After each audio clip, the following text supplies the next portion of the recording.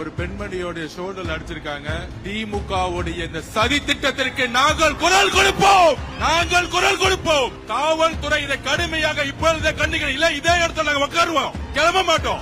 என்ன அராஜகம் நடந்துகிட்டு இருக்கு? கண்ணாடி பாட்டில் விட்டு அடிக்கிறதா ஜனநாயகமா? பெண்கள் பாதுகாப்பு குறித்து மேடையிலேயே கொதித்தெழுந்த ஆதவ் அர்ஜுனா. எவ்வளவுதான் அடிப்பீங்கன்னு கேட்கிறேன். நாங்க பொறுமையா இருந்துகிட்டு இருக்கோம். திருப்பி அடிச்சா தாங்க மாட்டீங்க சொல்லிட்டேன் நானு. திருப்பி அடிச்சு தாங்க மாட்டீங்க. நாங்க பொறுமையா இருந்துகிட்டு இருக்கோம். நியாயம் கிடைக்கும் வரை நகர போவதில்லை என மேடையிலேயே அமர்ந்து போராட்டம். திமுக திருப்பி கேட்டுக்கிறேன்.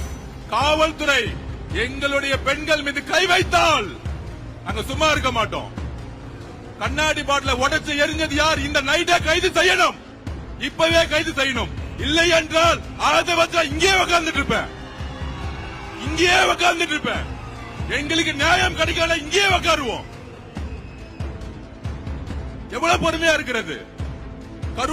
சென்னை வெள்ளிவாக்கத்தில் தமிழக வெற்றிக் கழகம் சார்பில் நடைபெற்ற பொதுக்கூட்டத்தின் போது அருகில் இருந்த அடுக்குமாடி குடியிருப்பில் இருந்து மதுபாட்டில் ஒன்று கூட்டத்தை நோக்கி வீசப்பட்டது பரபரப்பை ஏற்படுத்தியுள்ளது. அப்போது மேடையில் நாஞ்சில் சம்பத் பேசிக் கொண்டிருந்த நிலையில் நடந்த சம்பவத்தில் ஒரு பெண் காயமடைந்து மருத்துவமனைக்கு அனுப்பி வைக்கப்பட்டிருப்பதாகவும் கூறப்படுகிறது. இதையடுத்து குற்றவாளிகளை கண்டுபிடிக்கும் வரை இடத்தை விட்டு நகர மாட்டேன் என வெள்ளிவாக்கம் வேட்பாளரான ஆதவ் அர்ஜுனா கழக நிர்வாகிகளோடு மேடையிலேயே அமர்ந்து போராட்டத்தில் ஈடுபட்டுள்ளார். இதனைத் தொடர்ந்து சம்பவம் குறித்து போலீசார் விசாரணை நடத்தி வரும் நிலையில் இந்த சம்பவம் அங்கு பரபரப்பை ஏற்படுத்தியிருந்துள்ளது.